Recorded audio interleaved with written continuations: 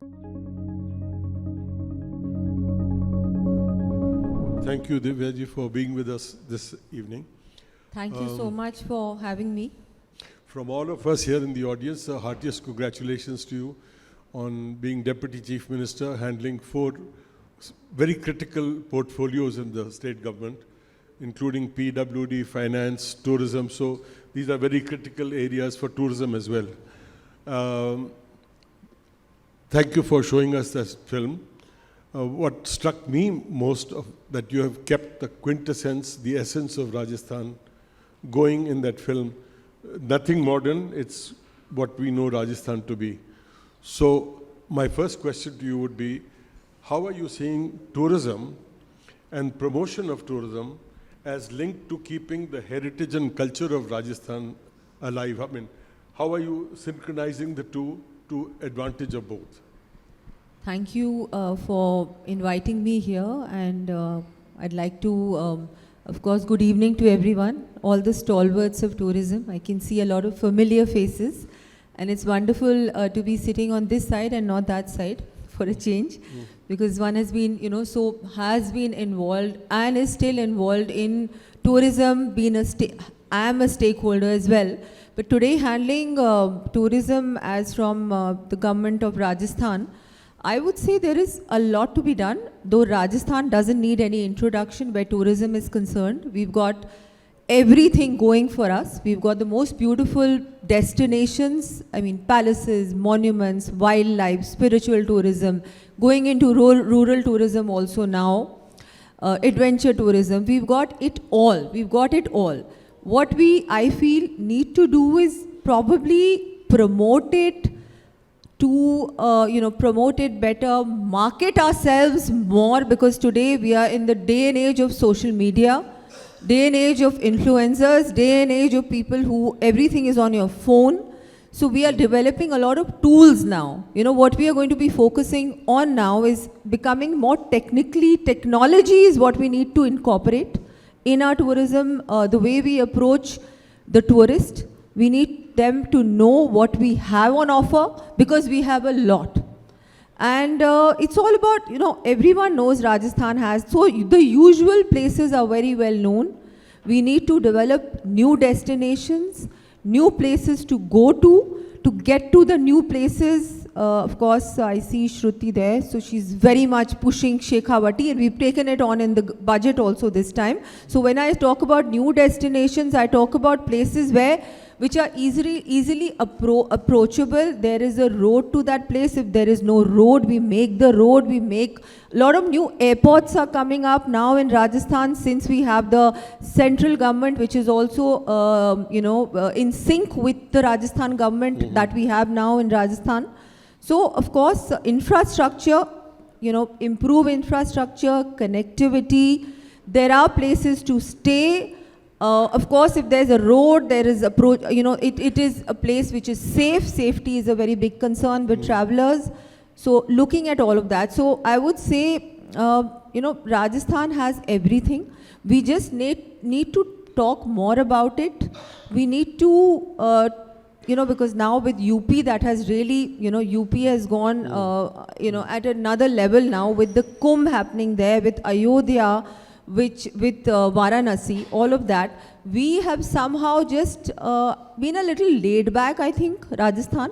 We know that we have it all. We don't need to talk about it. I think we need to talk about it. That is what we are going to be focusing on. The government is going to be focusing on. Since you use the word technology and use of technology, allow me to use an expression from technology space, a very basic one. Aapke paas, you've got everything going, the best of wildlife, just about everything that you need. I think perhaps you need to press the refresh button. So that refresh button to all your existing products, some plan going ahead on how you want to position them, how you want to take them forward. The kind of festivals that you've had, like Pushkar, it was country's most famous festival overseas. It still is, but somewhere it's now got, I wouldn't say relegated, but it's now no longer in the public gaze somewhere. So any thoughts on refresh mode, bringing all of them back somewhere? Yes. No, even like you mentioned, Pushkar, we are in the process of refreshing that. We are going to be making that into a corridor, making it, right now what has happened is because people thought, oh, it's always there, you don't need to do anything about it. And slowly, a lot of people stopped going to Pushkar for some reason or the other.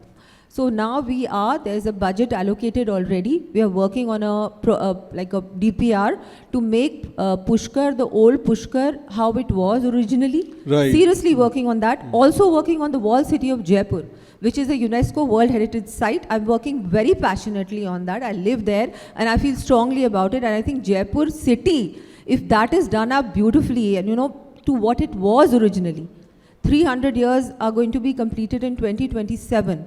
So we are really focusing on that. Shekhavati, like I said, has the most beautiful Havelis, working on making the laws more, something, because we already have a law where you can't break these Havelis, you can't make, what people have done is that they've broken down these old Havelis and made malls out of those, and those are terrible.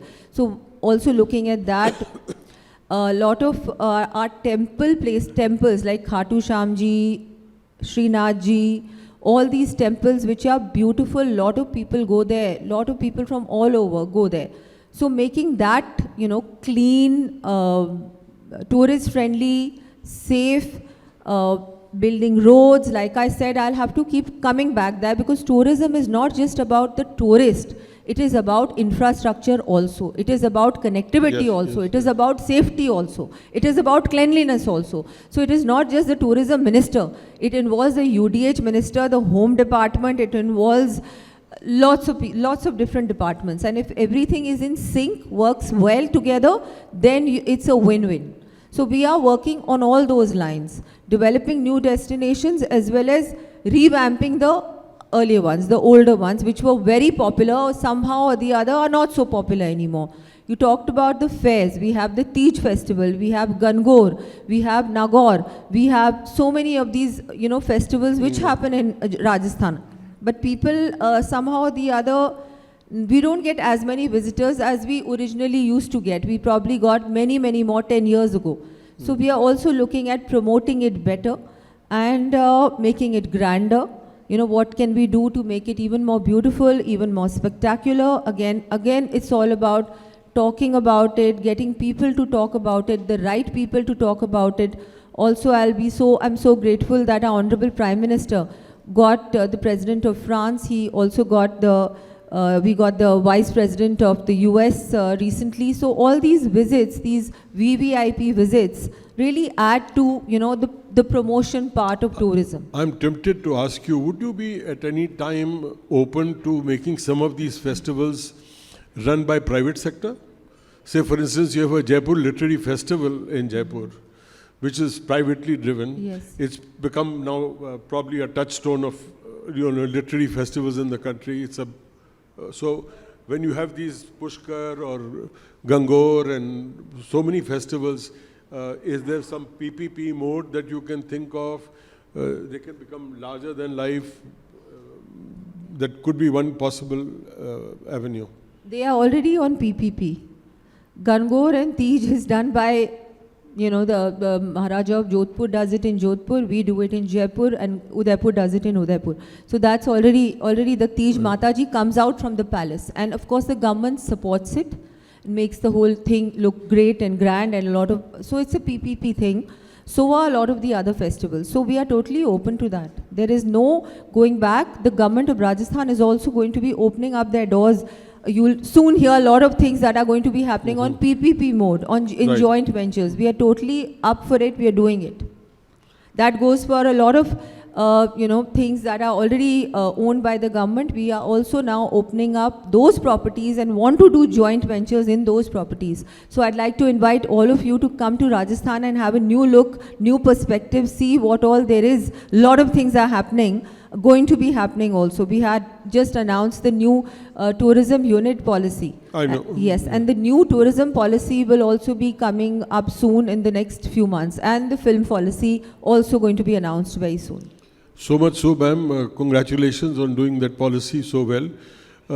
I'm getting some side winds blowing. Some neighboring states are trying to borrow your policies and want to emulate some of the best practices that you have put in your policy.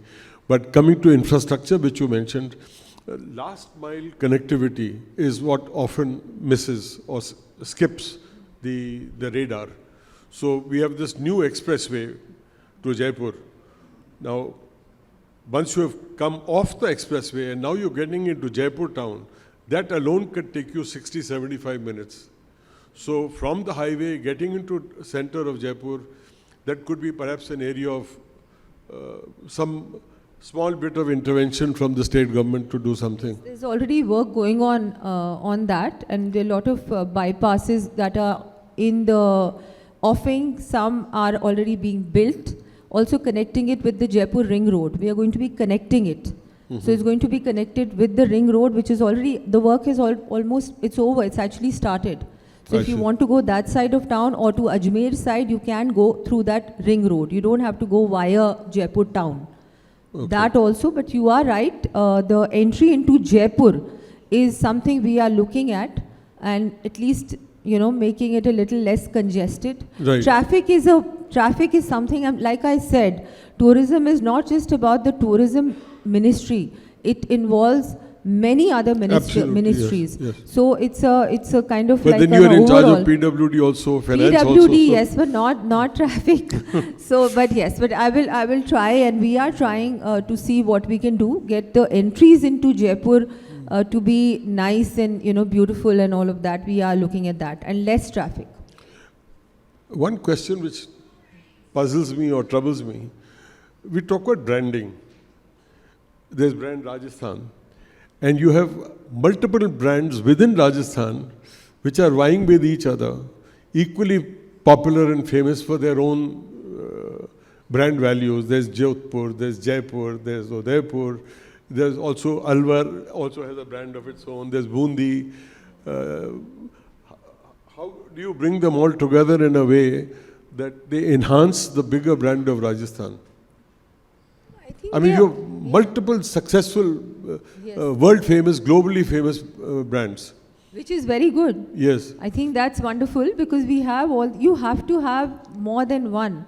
And basically, see, these are all places which people come to, which people know of, and which of course a lot of the private stakeholders have also promoted. They have the most amazing properties in these places. A lot of them have turned them into hotels or museums. Right. So yeah, they have a brand of their own. But brand Rajasthan, I think it's the overall, all of these come into Rajasthan. They are a part of Rajasthan. So it is Rajasthan which actually is home to all these amazing other places, all these destinations that you spoke about, which are already successful on their own and are brands of their own.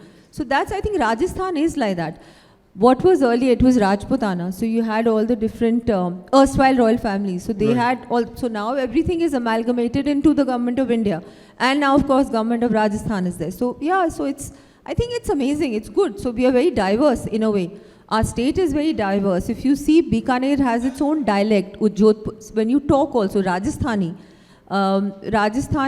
Dhundar is where Jaipur is. So you have Dhundari. You have, Jodhpur has Marwari. Udaipur has Mewari. So even our dialect is different when we talk. So that's also something which is unique to Rajasthan. That's how our culture is.